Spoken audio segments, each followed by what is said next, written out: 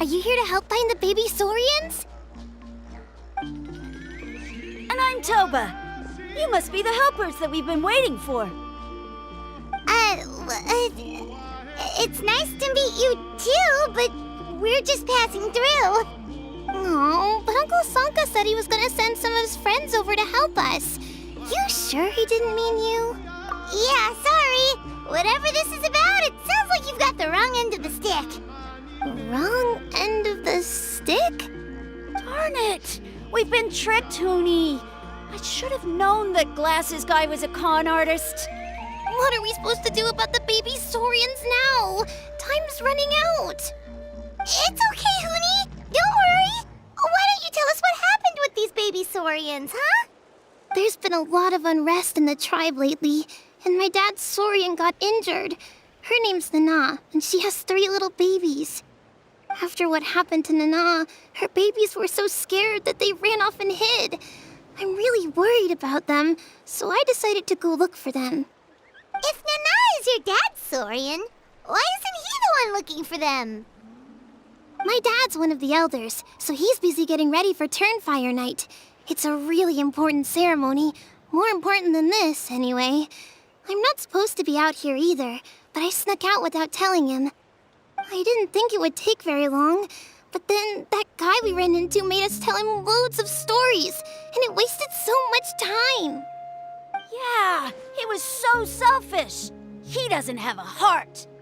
It's all right. Don't let him get to you. We're here now and we'll help you because we care a lot, don't we, Traveler? They should be. I already managed to find their tracks, and it seems like they're hiding on the cliff. Really? Wow! Thank you so much, Mr. Traveler and Miss Paimon. Awesome. You gotta be careful out on the cliffs, though. They're really steep. Even grown-ups have trouble climbing them.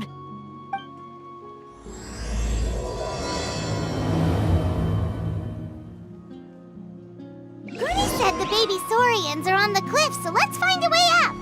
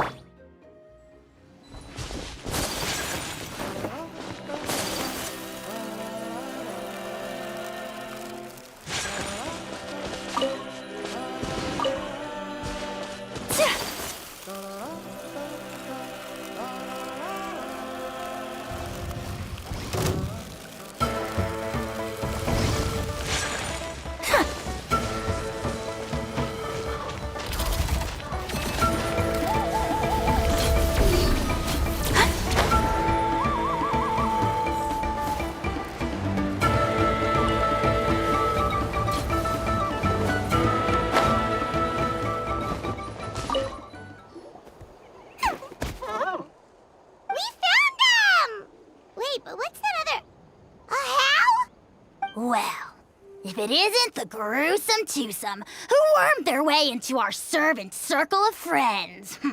Still awestruck from the last time we met? Would that be why you hastily scrambled up here to pay your respects the moment you saw us? I suppose we can't blame you. Such is the spell that our majesty casts on our minions. Very well. You heathens leave us no choice. The almighty Dragon Lord, Kahula shall grant you the audience that you seek. Come, pucker up. You may now kiss our feet. Wait, aren't you like Kenichi's sidekick? What the heck are you going on about? You're somehow managing to be even more annoying than the last time we met. Silence! Who are you calling sidekick? We are the Dragon Supreme, sovereign ruler of the Nation of Flame. We shall have you know that last time, were it not for Kenichi's earnest pleading on your behalf, you would have received not a single word of mercy. Oh, come on. You talk big, but Kenichi clearly has you under lock and key. That's great, Sovereign, to you! You dare invite the wrath of the almighty Dragon Lord, Kahula. You will burn in Turnfire for 1,000 years for your blasphemy! If you must know, our humble servant begged us to investigate an abyss incident near Hoytsidlan, and we chose to grant his request. Abyss incident? See this little lizard? Its mother, a medium-sized lizard, came under the influence of abyssal power. In her confusion, she attacked my servant's tribe, then assailed her own offspring. Yikes! So how is she doing now? She was but a lowly bug fighting against the power of the abyss. Naturally, she has departed for the Night Kingdom. Such a fragile creature. Apparently, she ended her struggle by leaping from a cliff. Leaping from a cliff? My dear anemic flying ant, as addled with questions as your head may be, please keep them to yourself and wipe that absurd expression off your face. We are the almighty Dragon Lord Kahula, not a wish-granting fountain. Anemic flying ant! You! Just you wait. Two can play at the ugly nickname game. We sense a faint abyssal energy. An evil sorcerer must be lurking nearby, but they are well hidden. If you encounter any suspicious outlanders, be sure to give them a robust interrogation. Suspicious outlanders? Wait, are you mocking us? Ha! How dare you cast aspersions on your ruler, heathen! You're just lucky that our servant has such vile taste in friends. Otherwise, we would beat you black and blue, and then purple, then black again! If you're not here to kiss my feet, then get out of my sight. Do not impede the work of the almighty Dragon Lord, Kahula. The potty mouth on that guy! I'm on his furious! Still, good to know about the abyss threat, huh? Wasn't expecting that. Let's not get sidetracked.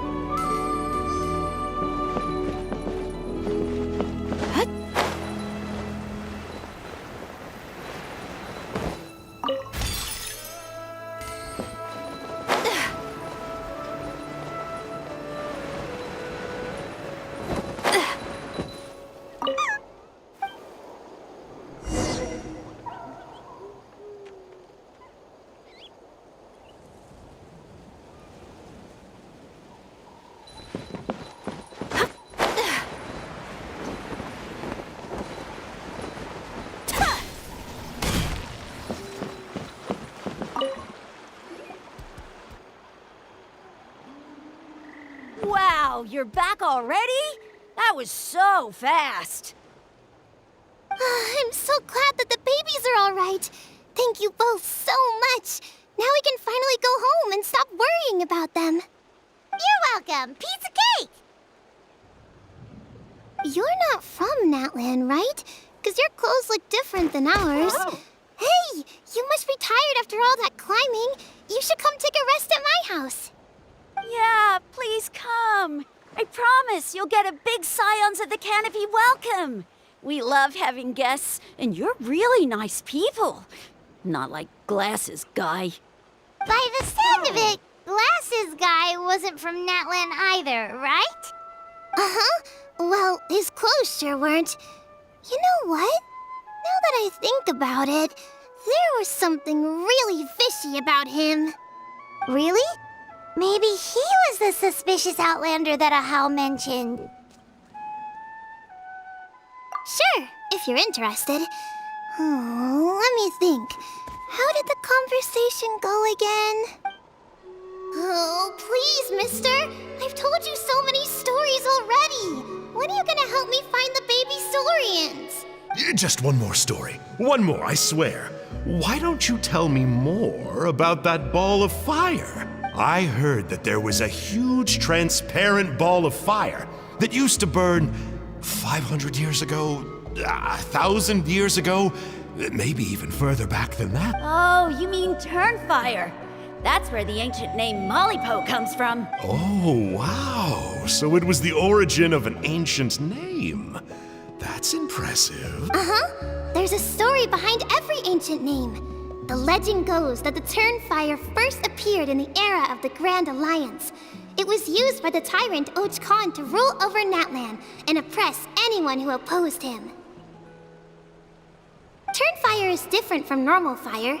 If you get set on fire with it, you'll feel horrible burning pain from behind you, but you won't die from it right away. And whatever you do, you mustn't turn back to look at it. Why? What happens if you turn back? As soon as you turn around, poof! You get burned to a crisp. Well, good golly gee. I mean, it's one thing to singe someone's clothes, but burning people alive? That is a big no-no in my book. Right? How nasty is it to burn someone from behind and not even let them turn around to look? Ochkan really was an evil tyrant. Yes, shocking behavior. Now, let me guess. Eventually, a valiant hero came to save the day? That's usually how these stories go. Good guess, Uncle Glasses. Seems like you really know your stuff. The hero was called Yupanqui. He's the ancestor of our tribe. Yupanqui was friends with Ochkan the tyrant, and also Shibalanke, the first Pyro Archon. He was working as an ordnance officer for the Grand Alliance at the time. He didn't like how Ochkan was such a cruel tyrant, so he stole the Turnfire and threw it at the Ochkan's army. The soldiers couldn't defend against it, and they all got turned to ash. And that's how our ancestors set our people free. But just as he was about to leave the city, he thought he heard Ochkan calling out to him from behind. It caught him off guard, and he turned around to look. But Ochkan wasn't there. All he saw was a city burned black, an army in ruins, and giant flames reaching up into the sky. A split second later, the flames he saw burst out from inside his eyes and swallowed him up. All it took was a single glance. As soon as he looked back, he was burned to a crisp. The question is, was this the price he paid for stealing the Turnfire, or the price of turning back? Nobody knows the answer, but the fire that consumed Yupanqui burned more fiercely than any other. It burned for 100 days until it burned a hole right through the ley lines. And then, the flame dropped into the deathly dark Night Kingdom, where it still burns to this day. The grown-ups say that it lights up the path that leads to the next life. But for the dead to be reborn, they have to accept the flames and be purified by the fire first. It's like a final look back at your life, where you have to answer for everything you did. Anyway, that's the story of Yupanqui's Turnfire. Ah, a fine parable indeed. So, is it true? Is it really possible to find this fire in the Night Kingdom? I don't know. I think it's just a story. Either way, I assume this name has been passed down in your tribe ever since? Sure has. It went to Burkina, the hero that we celebrate on Turnfire Night. But that was 500 years ago. Yeah, and now it belongs to Kinich, so we often call him Malipo Kinich. Kinich, huh? All right, Uncle Glasses, that's enough stories. Now, can you please go find the baby Saurians for us like you promised? I would, but doesn't the legend of the Turnfire teach us not to look back? Let's not go dredging up the past.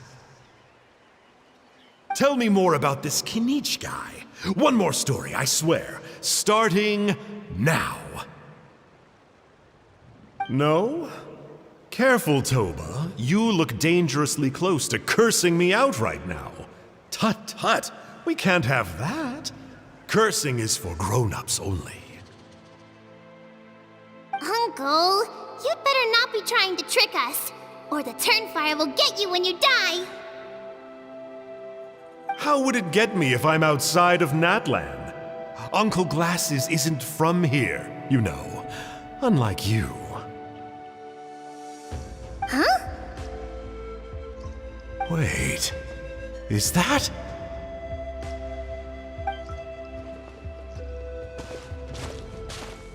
All right, kiddos. I'm a man of my word.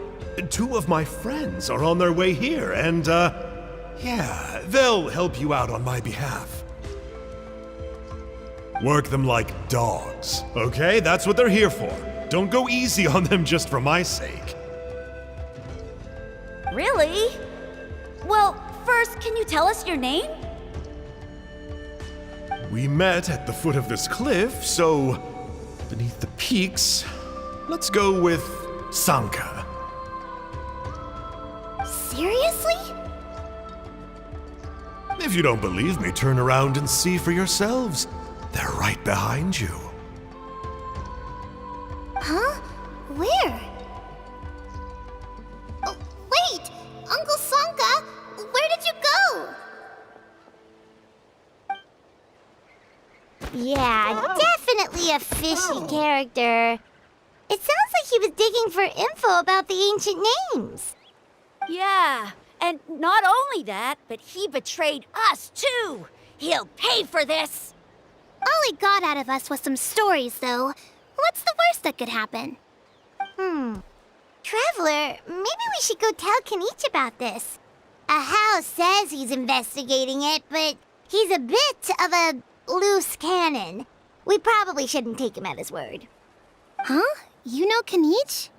Not very well, but we have met him before, and one time we had a meal together. Aw, man, I'm so jealous. I never even spoken to him. He's so cool. He's the Saurian hunter, and he has a really awesome ancient name. Me neither. I don't think my dad really likes him, though. He always tells me to stay away from him. Probably because of that little creep he always hangs out with. He's nasty, and he's so full of himself. Oh, the creep who calls himself Kahul Ahau? Yeah, we've had the pleasure of meeting him too. He sure loves pushing people's buttons. Exactly. I don't know why Kinich partnered up with him. Why didn't he pick me instead? Uh-oh! Huni, look how late it is. We've been out way too long. We better get home now or we'll get yelled at.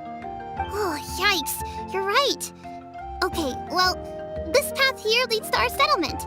If you decide to visit, remember to come to my house.